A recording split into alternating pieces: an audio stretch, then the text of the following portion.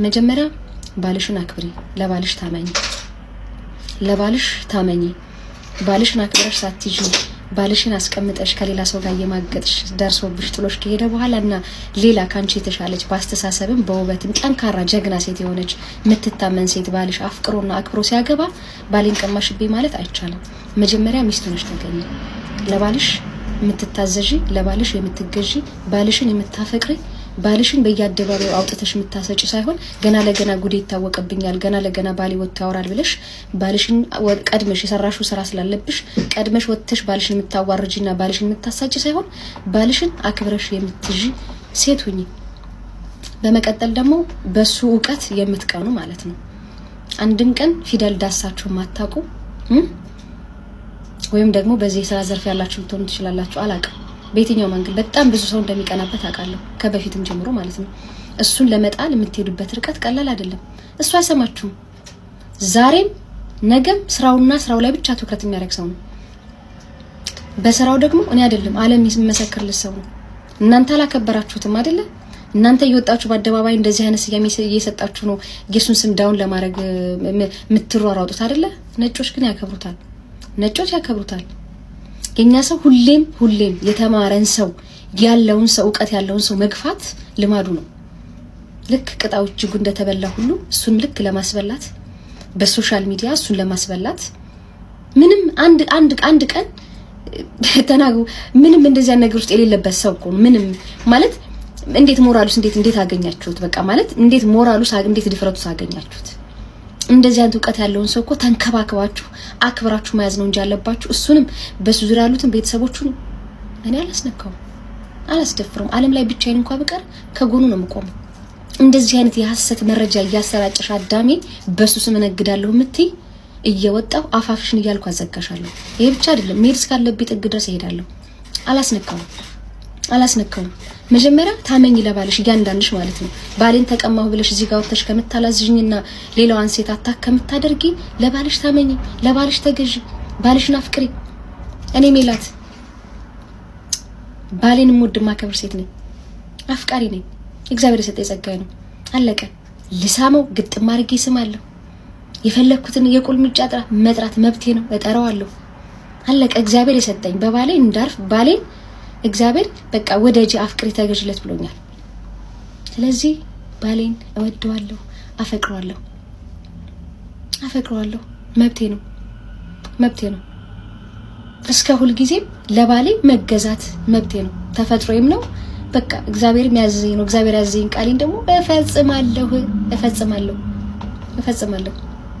ኤክስሽ ይሁን ምንሽ ይሁን አክብረሽው እስከ መጨረሻው ድረስ ምንም ቢሆን ይሄ ሰው ባልሽ ስለነበረ ምንም ቢሆን አክብረሹ መኖር እንጂ እየወጣሽ በየአደባባዩ ተወሰደብኝ ያልሽ ብትጮሂ የሚሰማሽ የለም። ይሄ ውሸት ነው፣ ሐሰት ነው። መጀመሪያ ታመኑ። ወንዶች እኮ ህሊና አላችሁ። እዚህ ሶሻል ሚዲያ ያሉ ወንዶች እኮ ያሉ ይታዘባሉ እኮ። ሴቶች ሳትታመኑ ከወንድ ላይ ወንድ እየቀያየራችሁ ወንዶቹን አቃጥላችሁ ደፍታችሁ መሮት ቤት ጥሎ ከወጣ በኋላ ባሌን ተቀማው ካንቺ የተሻለሽ ሴት ሲያገባና የተሻለ ህይወት መኖር ሲጀምር ባሌን ተቀማው የትክክል አይደለም። የፈታ ሰው የፈለገውን ሴት መርጦ የማግባት መብት አለው። የፈታ ሰው የፈለገውን ሰው መርጦ የማግባት መብት አለው። አለቀ። ስለዚህ ማንም ሰው እሱ ላይ አፉን እንዳይከፍት እዚህ ፕላትፎርም ላይ የሚመጥነው ሰው የለም። እዚህ ፕላትፎርም ላይ እሱን የሚመጥን ሰው የለም። እያንዳንድሽ አርፈሽ ተቀመጪ። ለባልሽ ማትታመኚ ባልሽን ከቤት አስመረሽ ከቤት ባልሽን ያባረርሽ ሴት ሁሉ እዚህ ጋር ተሰብስበሽ ተደራጅተሽ ጨዋና መልካምን ሴት ለማሸማቀቃት ሞክሪ። ይህ ኢንተርቪው ቆየ ነው፣ አለቀ። ቤቢዬንም ቢሆን ማንም ሰው እንዲነካብኝ አልፈልግም። በጭራሽ ነው በቃ በጭራሽ አላስነካቸውም። ባይኔ መጣሽ በቅንድቤ እያንዳንድሽ ማለት ነው። እኔ እንደዚህ ነኝ። የራሴን ሰው አላስነካም ፎርኤቨር ማለት ነው። እንደዚህ አይነት ወይ ደግሞ ስለዚህ አይነት ነገር እኔ አወራለሁ ብዬ ራሴን ገምቼም ጠብቄም አላቅም። sometimes ያንዱ ሰው ህይወት ምን ያህል ሌላችን እንደሚነካ ያየሁት ባሁን ነው። ደግሞ በኩራት ታወሪያለሽ እንዴ? አንቺው ነሽ በራስሽ የምትተማመኙ፣ አንቺ ነሽ ጨዋዋ፣ አንቺው ነሽ በጣም ሴት ነውረኛ። ነውር እንደ ክብር የታየበት ዘመን ላይ ምን ያደርጋል መልክሽ ቢያምር?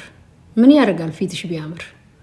የጠቆረና የቆሸሸ ልብ ይዘሽ ማንነት ይዘሽ እንዴት ነው ሰው የሰው ባል ወስዶ ፕራውድሊ ማብራሪያ የሚሰጠው? እኔ አንቺን በሆን ጌታ ምስክሬ ከምድር ነው የምጠፋው። አንዴ ካረግሽው አይቀር አንቺ አንዴ ሞክረሽ ሁለቴ ሞክረሽ አልተሳካለሽ፣ ሶስተኛ የሰው ባል ልጆች ያሉት የመጀመሪያ ሚስቱ ትቶ የመጣ ሰው ለአንቺ ባል ይሆናል ብለሽ ፕራውድሊ በአደባባይ ባትቀደጂ ጥሩ ነበር። አይኖ አሁን አንቺ እሷን ለመስበር ነው የተነሳሽው። እኔ ያመመኝ ደግሜ የመጣሁበት ይህን ቪዲዮ አልሰማውም ነበር። ሁለተኛ ሁሉም ሴት ሊጠነቀቅ እንደሚገባ ነው። የአንቺ መማሪያ ነሽ። እውነትም ኤልዛቤት የሆነማ የሆነ ኤልዛቤል መንፈስማ አለብሽ።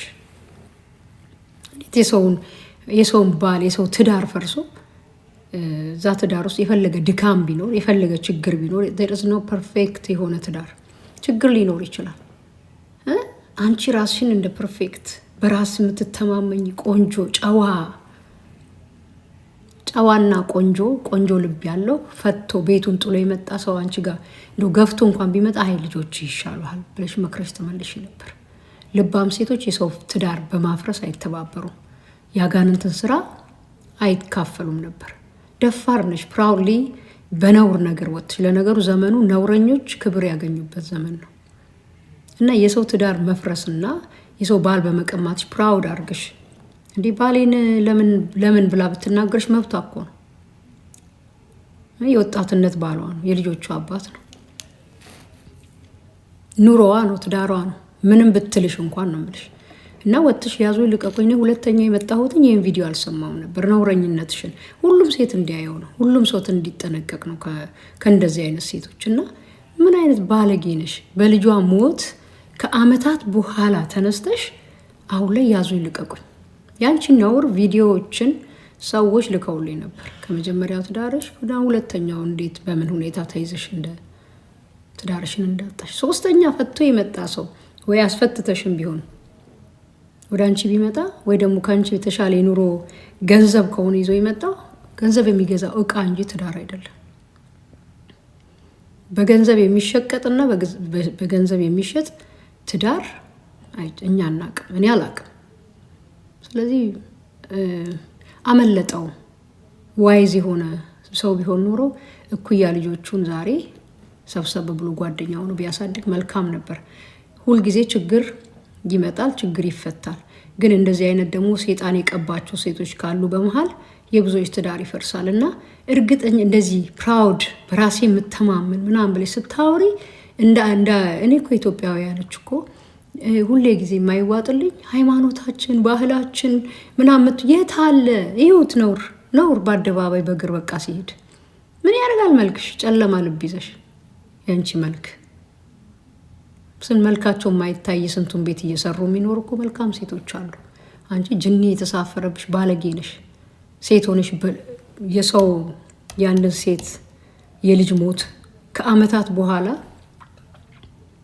መቃብር ቆፍረሽ አንስተሽ በልጇ ሞት ልትጎጃት ስለመጣሽ ነው ደጋግሜ የመጣሁብሽ። ይደርስሻል። ይሄ ነውረኛ ነሽ። እንኳን ኮንፊደንስ ሊኖርሽ አንቺ ሴጣን የጋለበሽ ባለጌ ነሽ።